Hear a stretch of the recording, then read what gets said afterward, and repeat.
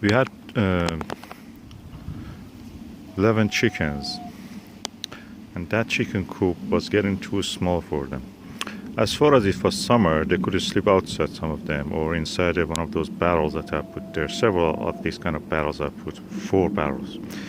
But because it's getting cold and it's near the winter, is now, yeah, we have passed the mid autumn, or near the middle of the autumn. And so I brought the other chicken coop that we had in the old chicken coop. I brought it here, dismantled it, cleaned it, then reassembled it inside the orchard, so the chickens can go live there. And one of the chickens, Sylvie, which was grown up here actually as a chick from an egg, we had it here. She immediately was coming here to take a look. And she was curious. I think she remembers. They say chicken memory, but chickens I think have good memory in that sense. So this is the way it looks now, and I hope that chickens will be liking this. They can sleep here also. Because here it will be damp, I have to raise it a little bit so the wood will not rot. Later I will paint this with a resistant paint so it will not rot the wood. And yeah,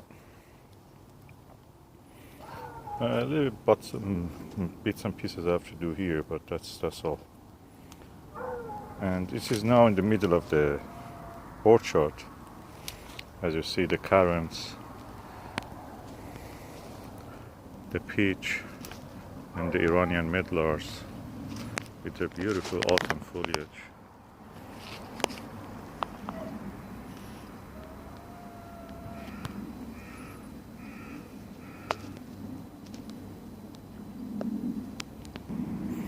And the lovely autumn colors of the blueberries.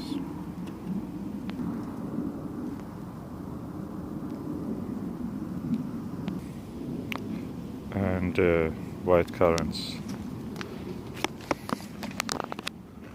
And the grapes. Autumn is in the air.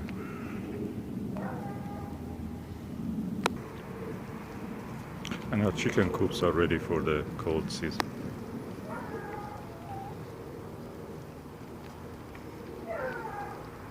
Sylvie, our bantam chicken, was born here with a mom, which is Lottie. So you see, Sylvie is going back to childhood. She remembers. Now I've transferred this.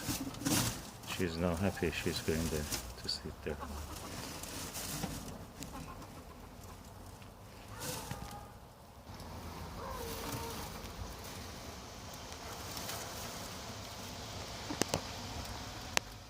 Sylvie is recognizing his birthplace. And this is her mom with a new chick that was born this year. She has brought the new baby. Sylvie is the Lottie is the mother. She's this one at the center. The black speckled one is the new chick.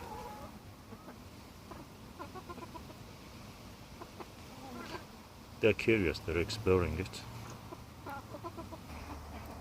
And Sylvie is now doing his little exploration.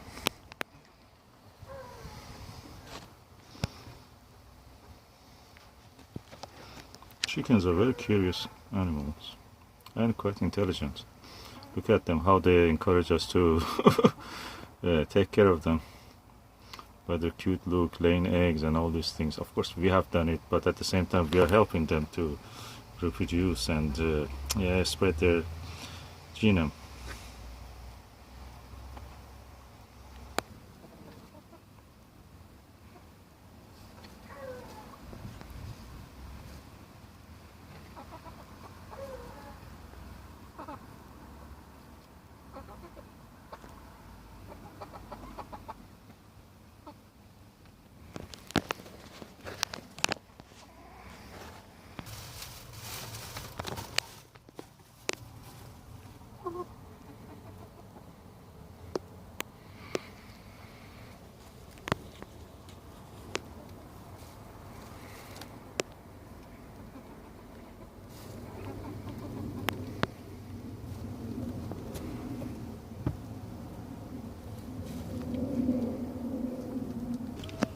Sylvie is now exploring the chicken run of her birthplace.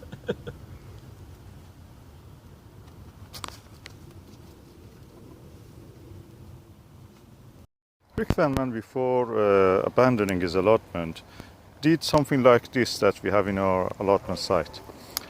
Practically these hinged raised beds with manure and compost inside them, partly covered,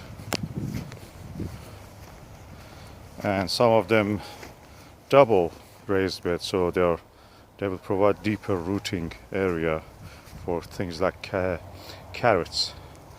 And of course we know that this works, so we are seeing it. Unfortunately, Rick Van Man gave up on his allotment, but here we have several good examples of it. 1, 2, 3, 6, 9, 12, 15. Here we have a 19 raised bed, 22, 25, 28, 31, 34. 34 raised bed, Rick Van Man style. And of course 2 more raised beds are in that corner, which is 35, 37. So good example of the Rickmansworth advertisement campaign. When Rickmansworth does something, because he looks genuine more than for example, Sean James Cameron's allotment advertisement channel, people will follow that. Don't know what is in that. Sean James Cameron makes good videos because this is his job. But he is not convincing. He looks like a extorter or somebody who milks companies. But Rick Clark or Richard Clark or Rick Van Man looks convincing enough. So probably I should title this video Rick Van Man vs Sean James Cameron, the advertisement challenge. It has worked in this case. I've not seen anybody do what Sean James Cameron has done. The delights of having a blueberry is the autumn colors of them. As the weather gets colder,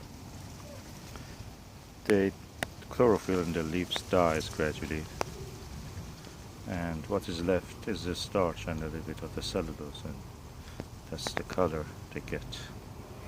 The enzymes also cause this change of color.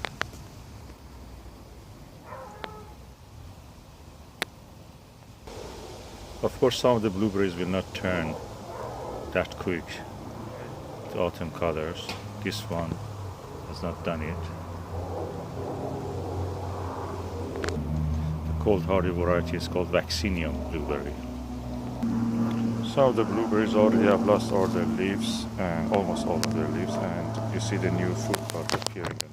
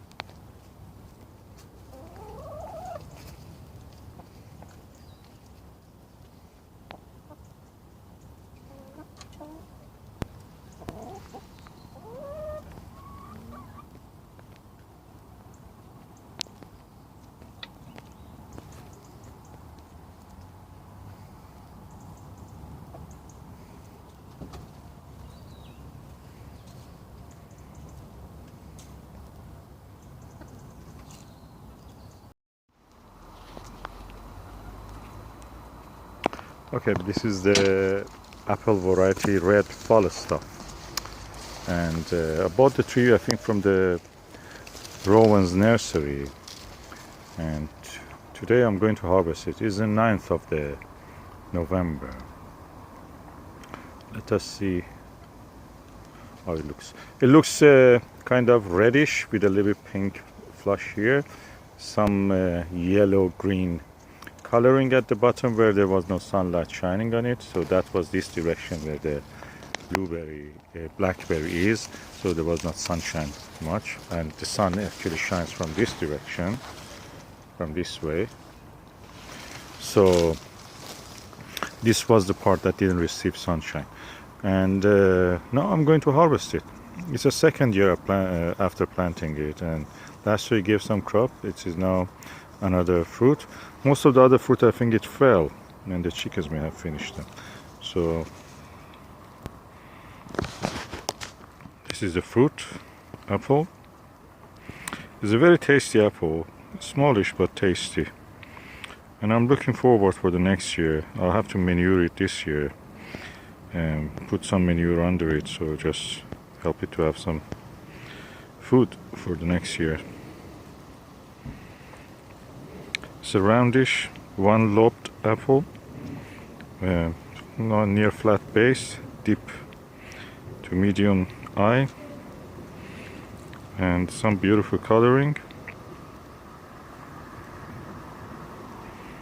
as you see.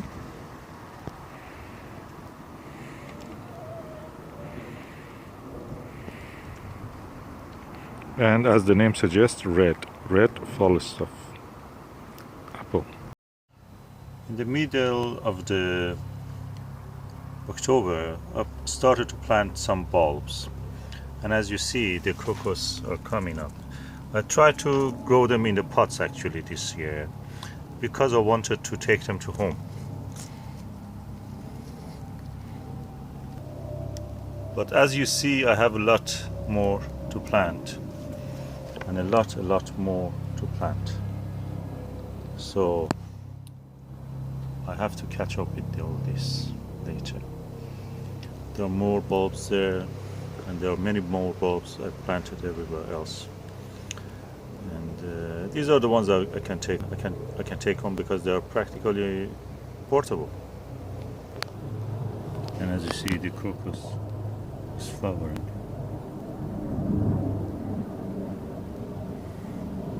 This is one of the many pots of crocus planted this year.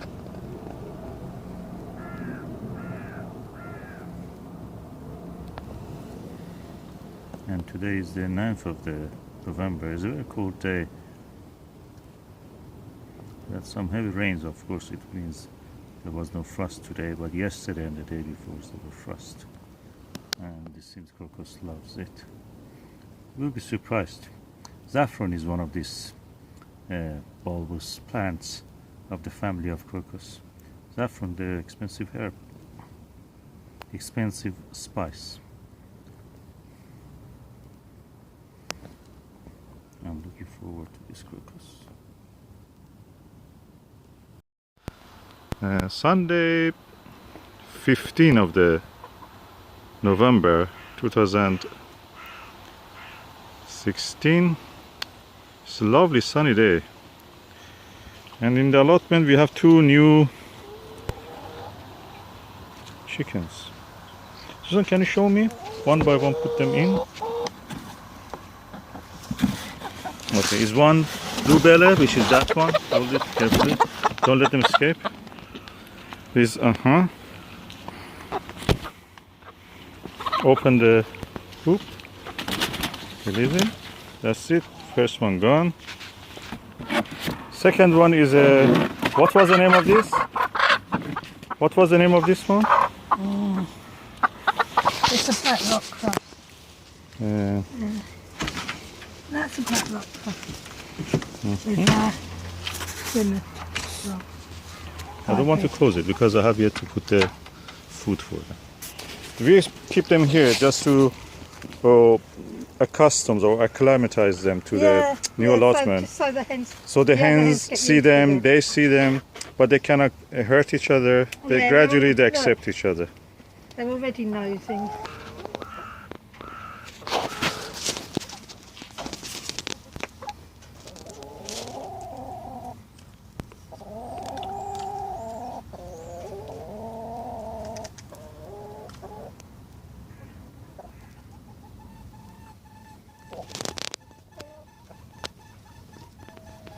They're meeting their neighbors.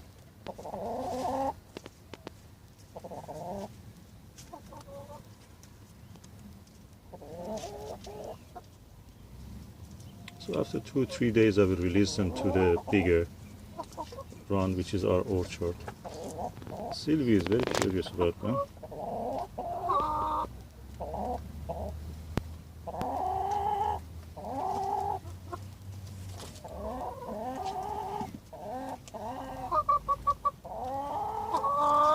These chickens have never seen bread or rice.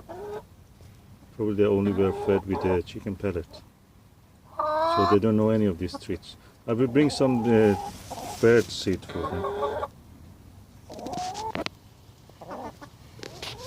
I'm hoping that the new hens will learn from our chicks and chickens by looking at them how they eat this bird seeds. I put a little bit bird seed here, and I see that they already have started to copy them. These are, remember, these are the chicks, 22 weeks old, which I've never seen before anything other than cage. Of course, they are not cage birds. But now they're starting to eat.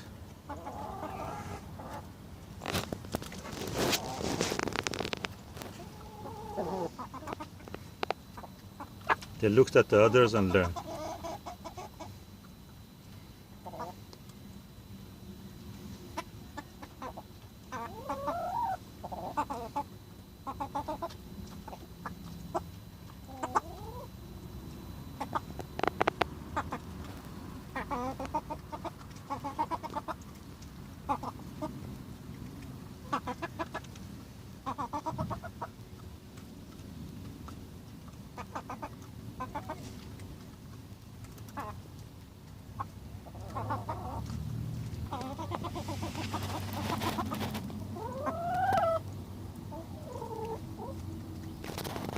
So they are seeing each other, they're learning from each other by eating the same food, and they get used to each other.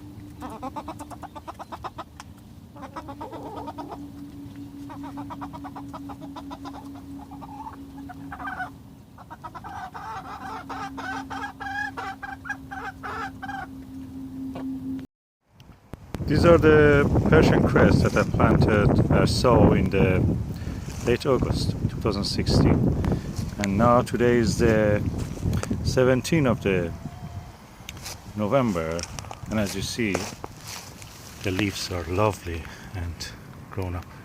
Some of them are going to seed because we had a warm autumn so far, relatively. So I'm going to cut those tops and eat them. They're very fresh, they're very juicy, lovely. And I found that actually the Persian cress, compared to the salad greens like rocket, they're actually cleaner when you take them for washing and disinfecting. They're much cleaner, and even after that you'll notice that the radishes and little leaves of radishes and rocket can have some mold on them from the time that they are in the ground. But the Persian cress doesn't have anything. Even the molds don't like to grow on it. It's such a good natural heirloom seed. I'm going to harvest a few bits. Okay, I'll harvest a few of this.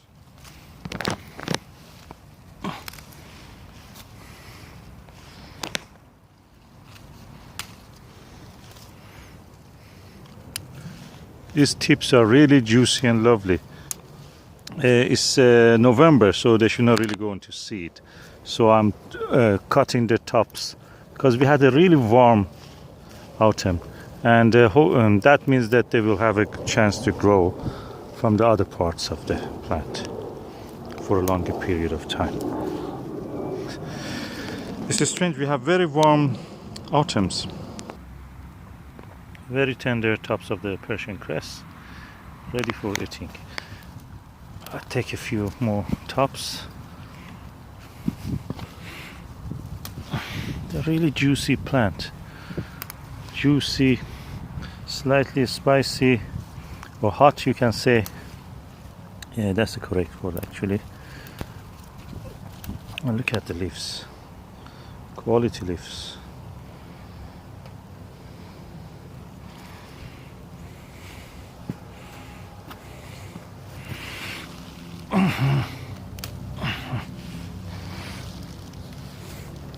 I take a few of these rocket leaves.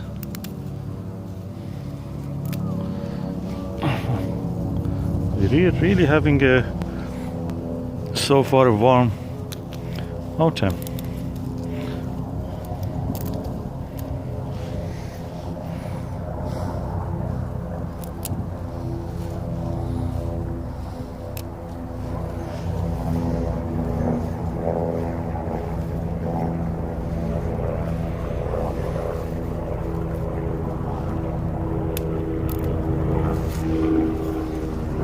It is so warm that I planted some parsnips, and these parsnips came to good growth.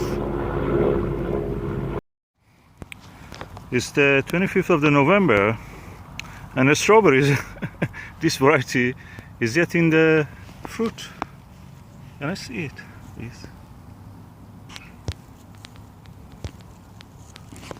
Just leave them down, please. I just want to have them hanging naturally.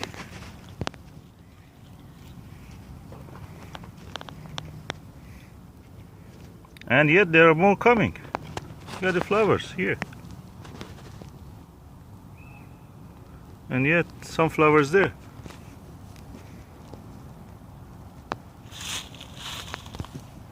This is a strange year.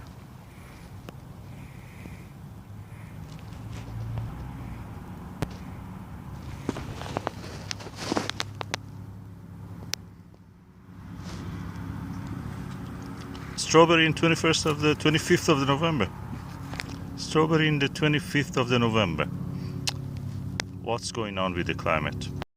I was going to cover the Persian cress that I noticed the radishes are planted in the October also are doing well. So I just harvest a few of these radishes.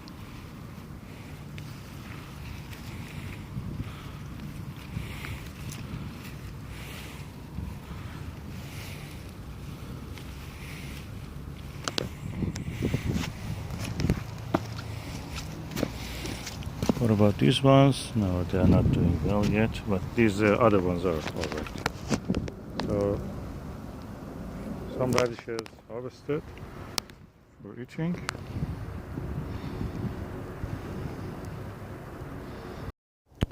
I love beautiful colors of the autumn. This is a rose, and this is our first asparagus bed. For the first year, I think that this is now has grown really tall. That is about 1.5 meters. So next year, I think that I can get a really good crop from this bed. I have another bed which I planted this year, and this one is now 3 years old. So hopefully, we will have a good crop. What I will do is now, I will first cut the ferns of the asparagus down to the ground level. That I will remove all the weeds, and then after that I will cover it with a layer of the manure or compost. Then I cover it for the spring, and hopefully in May and June we will have some good crop of the asparagus. Taste of asparagus, let me describe it. It's something between broad bean and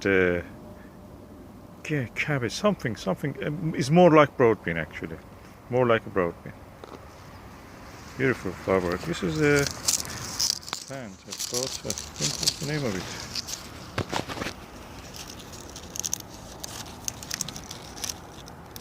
Anyway, there's a name for it.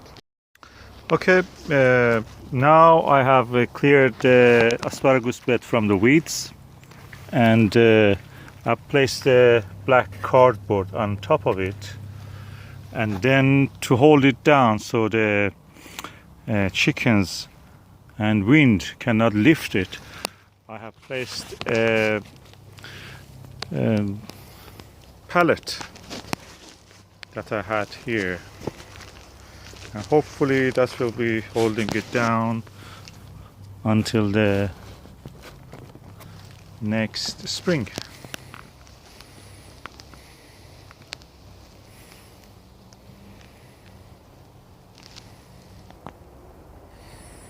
Beautiful rose. What's the name of this rose? Faithful Friend, Mother Shrub Roses. Okay. I think I bought this from the Lidl or Aldi. Yeah, probably Aldi, yes. And it gives a very open, loose rose. Pinkish, not much aromatic, but it's beautiful. Anyway, autumn colors are also beautiful. This is the second asparagus bed that I have. I planted this in 2016 from plants that I bought, I think from the anyway, one of the nurseries. And they were not as strong as the ones I bought from the Aldi, but anyway, they grew, and now I've covered it. I've weeded it. I've added 1 bag of manure, and then I covered it, and hopefully give me some good crop next year. There are a few bald patches on it that the plants, the crown of the asparagus that I planted in the spring, in winter last year, actually this year, they didn't grow well, so I may just get a few ones from the Aldi when they bring it, of course, and plant it there.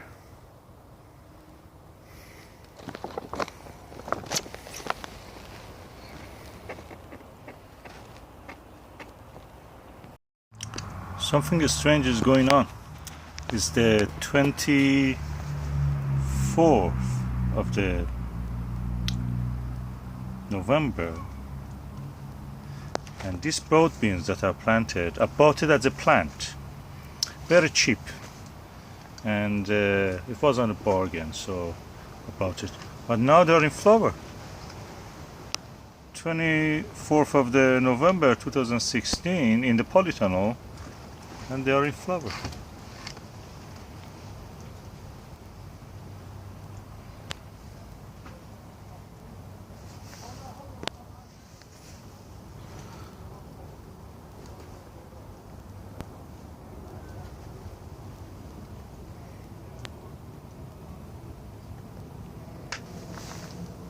What a beautiful flower.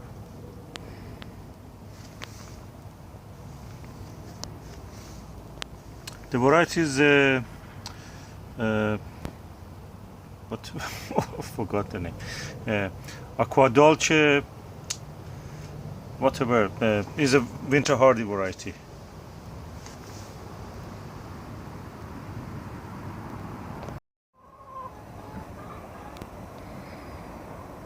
Allotment is now in the winter mood, so this topaz apple is the last apple that has some leaves yet, and other trees have lost their leaves.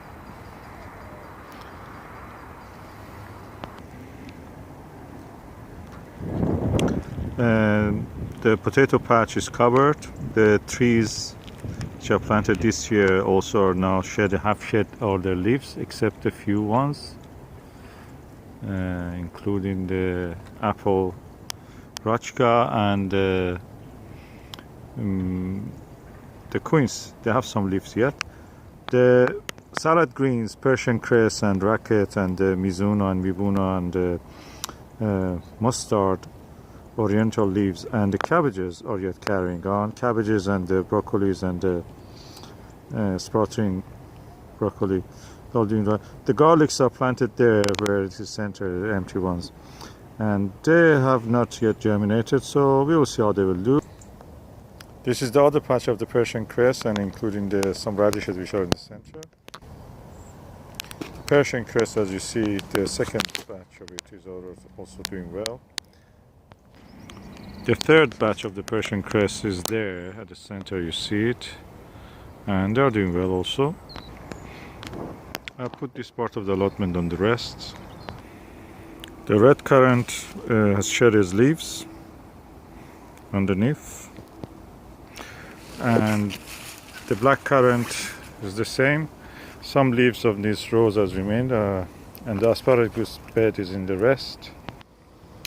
The pond is almost freezing point, and the rest of the trees are here. Of course, the figs will not do anything, so I have to cut these fruits. Now going for the polytunnel.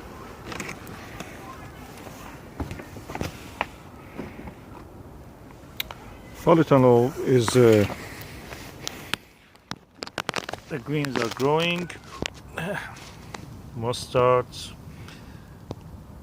the all kind of greens that we have here, some parsley, some frilly mustard, and bok choy there, and again the mustard.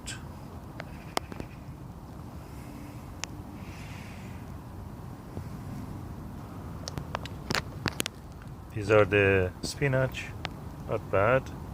I have to weed here. I have not weeded these parts.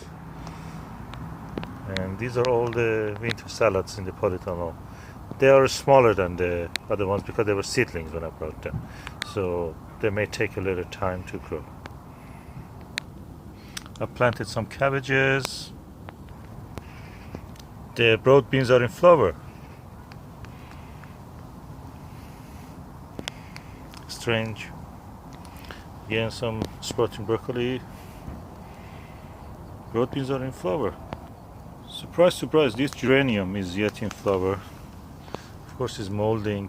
I think I have to open the, because before the storm, when the hurricane was here, I blocked the beautiful crocus, but I made a mistake. I think I should have planted really deep.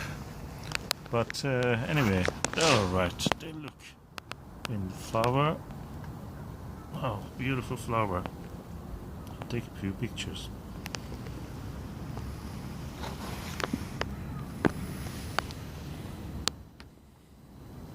Oh, it's a good change for this time of the year. 25th of the November, or 24th of the November. There is nothing else, no flower. These are the only flowers.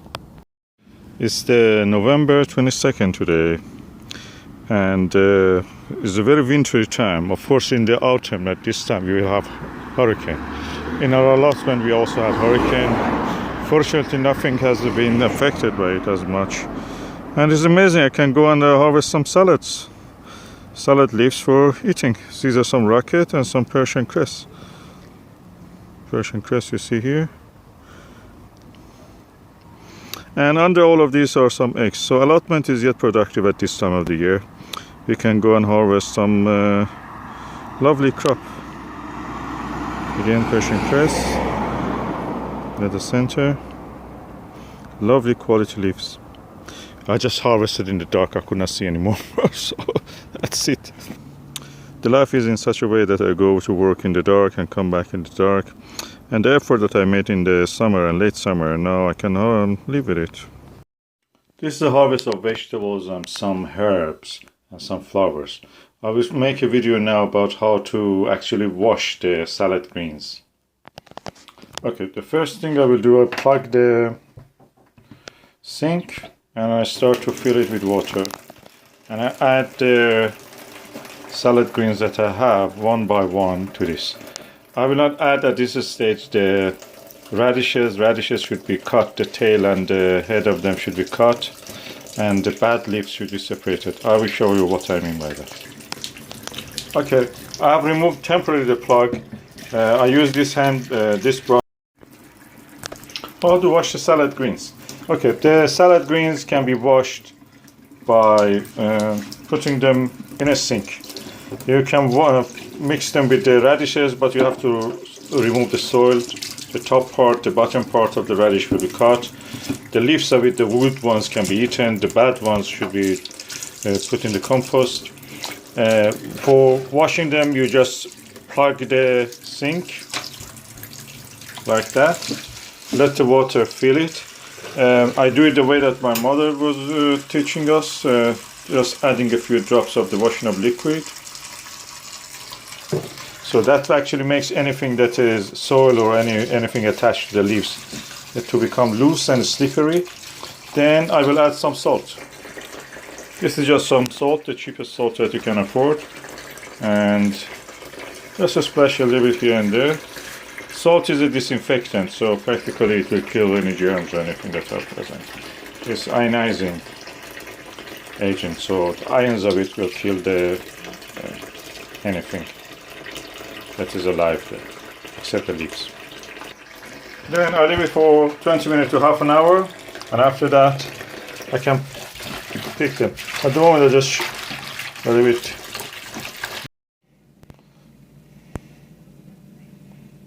Okay, now the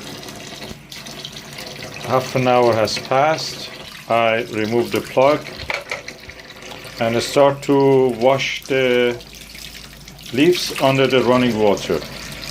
That way, actually, whatever was attached and is now slippery because of the washing up liquid will be washed down and drained. I will continue to do this to the last bit, and that's where we are keeping. Okay, that's the end result. This is the salad leaves ready to be eaten.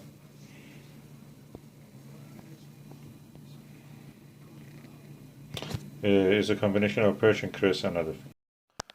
Oh, I like it. Every day I go to the allotment, pick a few greens, salad greens, and take it home and eat. This is a salad bag, bigger than a salad bag, and Persian cress. I have rocket here. I have mibona, these kind of oriental greens. I have radishes. All the things, radish, you cannot get it actually in the salad bags. But it's really delightful. Look at this rocket, beautiful rocket. And Persian cress, best of all. And just while going to the allotment, I can have all these beautiful food greens. That's amazing. I like that. That's a life. Allotment life is beautiful.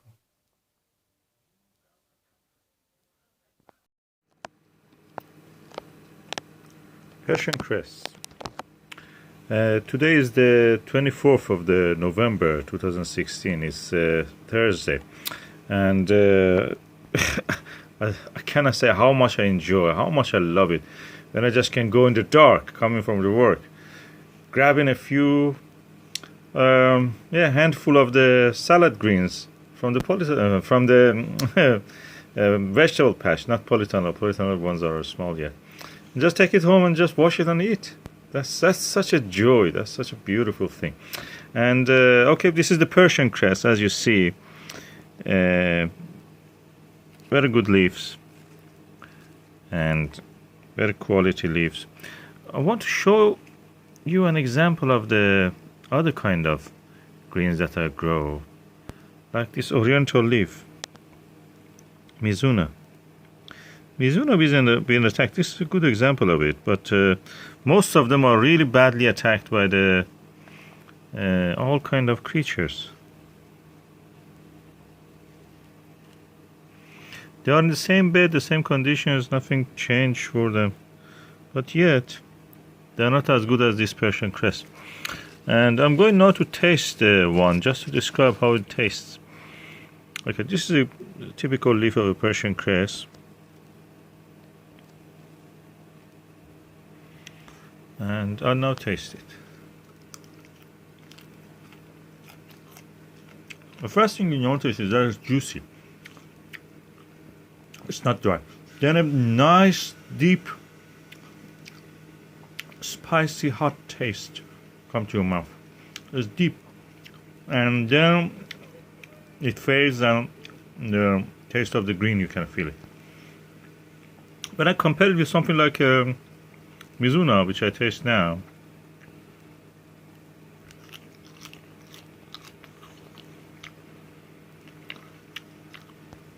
Mizuna has a strange taste. Kind of, I cannot describe it. It's not cabbage. It's not any. It's kind of bad smell, taste kind of thing coming out of it. It's not just these specimens. Every year I grow it, and every year it tastes the same. Or you buy it from the shop, they say tastes the same. It's practically a brassica, so really you cannot expect anything other than that. But this Persian cress is really juicy, have a suddenly hot, peppery taste. And what makes it better is this juiciness of it. You can have nasturtium which is hot, but doesn't have the juice, it's dry. Okay, today is the 1st of the November, and I'm harvesting the last apples from the Rachka apple that we have. So I noticed that the birds are gradually pecking on them because they're red. They're a beautiful red. So I'm harvesting them now.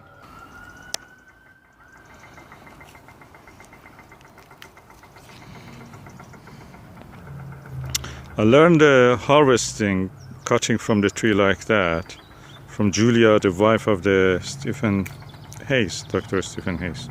Of course, I removed the fruit bud now here, but anyway, that's the way you remove it like that. Push it away from you.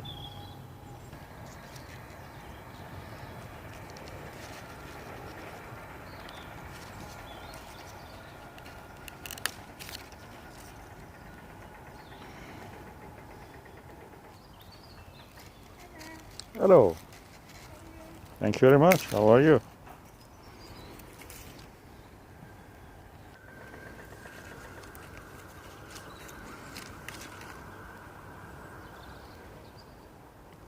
So the tree can now go for a rest. This was his first year, and I hope next year, God willing, it will give us some fruit also. The birds were pecking on this.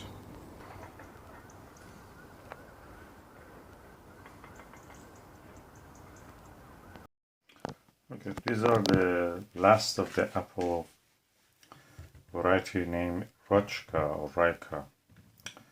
I bought the tree from the keeper's nursery and I planted in the February of 2016. And the first year it gave about 25 fruits. And I just saw today that the birds are pecking on it. And one of them was actually more damaged, so I just cut that bit, and that's just to show you the flesh color. It's kind of greenish yellow now. The 1st of November 2016 now it is. And 6 of the fruits were there yet, beside this one which was damaged. I harvested them. And if I want to arrange them in order of size, they go like this. Of course they had more than that, 25 fruits I harvested from them. Description of it is that is a kind of roundish apple. One lobe is a little bit bigger than the other, one side, in the specimens that I have, in almost all of them. It has a very beautiful metallic color, red, and with some green and yellow flush. A little bit russeted in this one. And if I want to taste it, which I will do,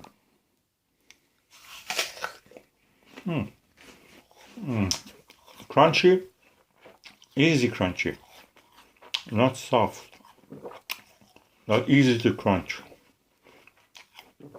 fresh, sweet, slightly acid, very tasty I must say, very refreshing.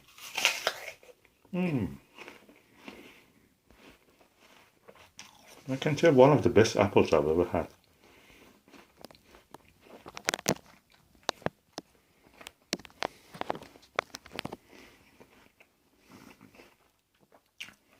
So, I have to comment, this is one of my best apples probably. This is a tasting video of the apple variety Red Forest stuff. I harvested it a few days ago, so you can, for description of it, you can see that video. I'm just going to cut it now, right away, eat it. It's early morning, I want to have my apple. Okay, the apple is now cut, and as you see, it is kind of white, yellow, kind of green, slightly greenish color. As you see, it's relatively medium to small in size. The skin of it is red. Of course, you have seen this before. So I'm just going directly now to taste it.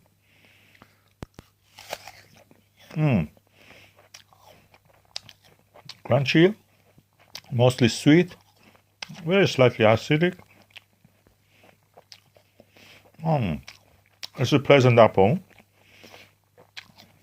completely edible.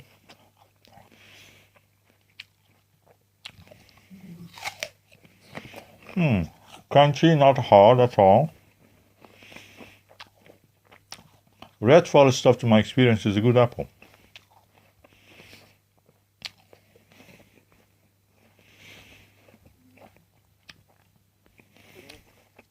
Not as good as the Raika or Rachka, but on its own is a good apple. Crunchy.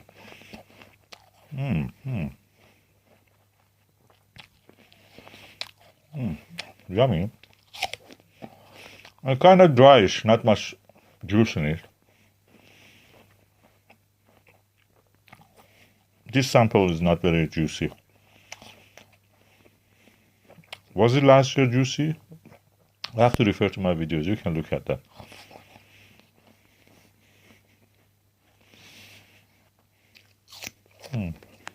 Quite interesting. Okay, Grandiola, passion fruit anyway. It's very sweet.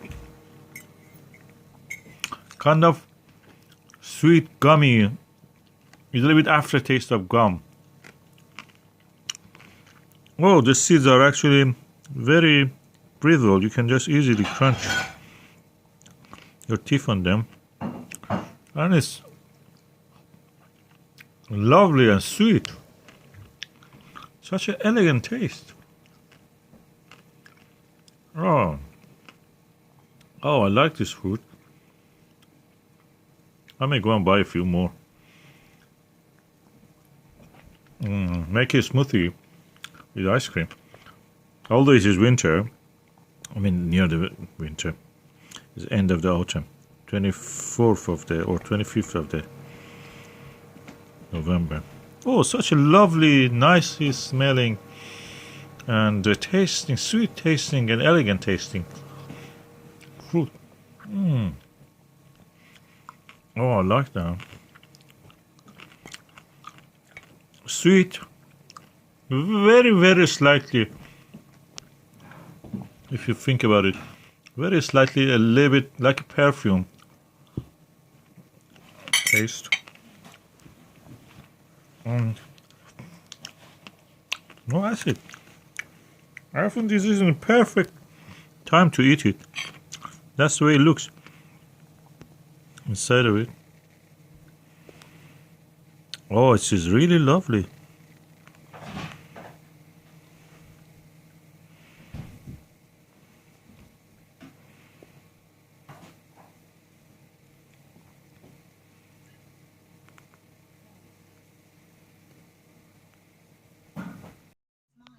Oh, tonight I have a treat. My wife made me a salad fruit, including oranges with center, apple, passion fruit in the middle, the seed ones, grapes, pomegranate, and some pear, which I don't recognize. This is beautiful. This is lovely. This salad, fruit salad. Try it. Try it for yourself. Passion fruit makes it really good. Gives a different aroma and fragrance. What a nice thing for a Saturday night. Thank you, Suzanne. Okay, these are the tapes of the pumpkins or winter squash and summer squashes that I've grown this year. I'm not just after eating them. I want, because we have to live with them for a long period of time, several months, sometimes a year. This one is from last year, is a Turk turban, and is now November 4th, and yet it is here. We can use it. It's absolutely healthy and edible. So I'm going for kind of pumpkins and summer squashes that have a beauty beside being edible. This is a summer squash, scallop varieties. As you can see, they look different. They're kind of decorative, and we have it in the windowsill for curing and storage. They look beautiful. Also, these ones. This is a winter squash, of course. This is summer squash, and all these kind of butternut squashes. We have used several of them already. I grow them because they are edible. At the same time, they're beautiful. Look at this little one, beautiful. Look at this crown prince, beautiful. And this is the harvest of our pumpkins and summer squashes for this year. This one can be used like courgette. Tastes like that also, but has a very hardy skin that can last long.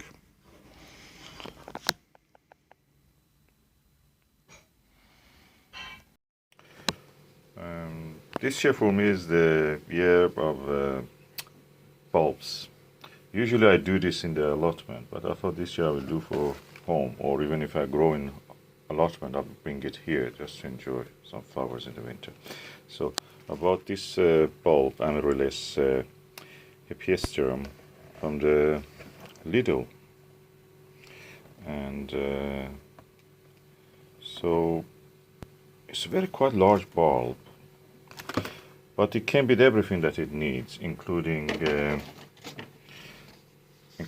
pot, the bulb itself, 2 bags of the compost, and a little saucer that you can put it so it collects the water inside here. And Amaryllis, as you know, it gives a very large flower, or several large flowers at the end of a large stem, and it goes upright. And I'm looking forward to that. So I have 2 varieties of the Amaryllis. This one, which has a lined, or like a barcode, it has lined white and red colors, and this one which is pure red. And it came with 4 bags. Each one had 1 bag of the compost, 2 bags of compost, and one of them actually never used because there was not much space in it, so it's extra. I suppose they give it as a spare, so I can use it on other things probably. That's the way the bulbs look.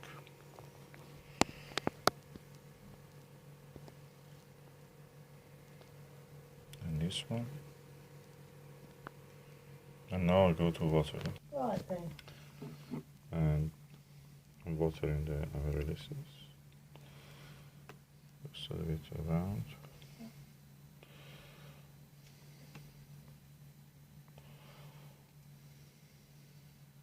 Just to help the compost a little bit settle also.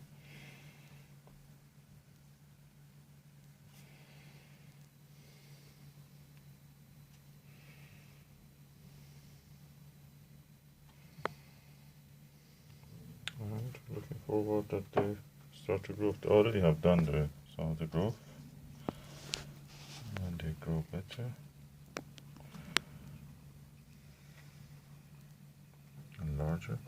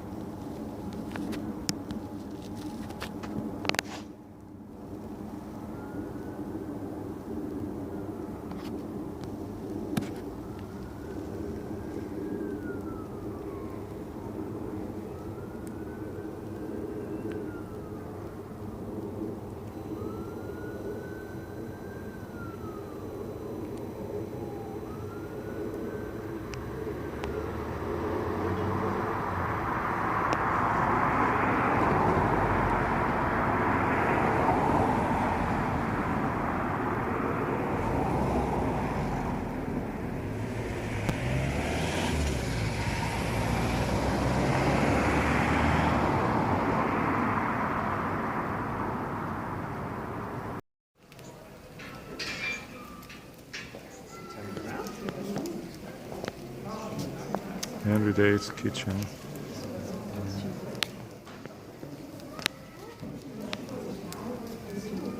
Why is there little things? Sorry, but Why is there little things? oh, that's the glowy things. That's part of the ashes.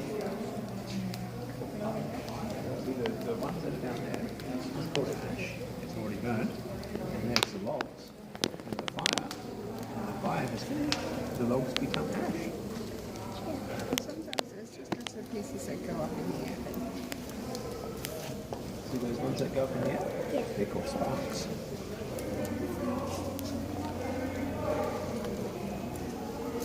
Oh, Ben, this is nice and warm. You tasty one, Ben? Ben, you tasty one?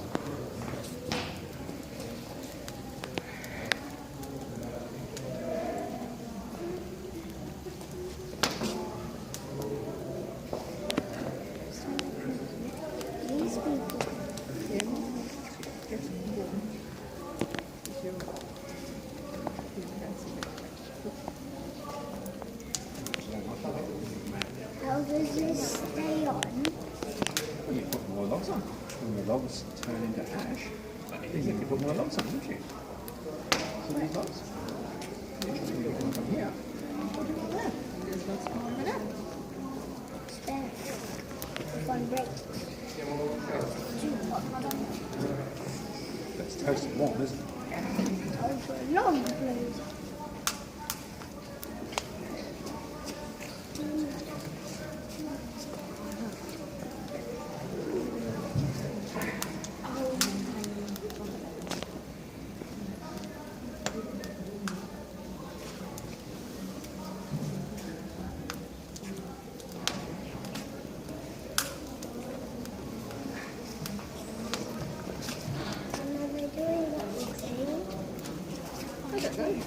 Daddy, when did they do the cooking?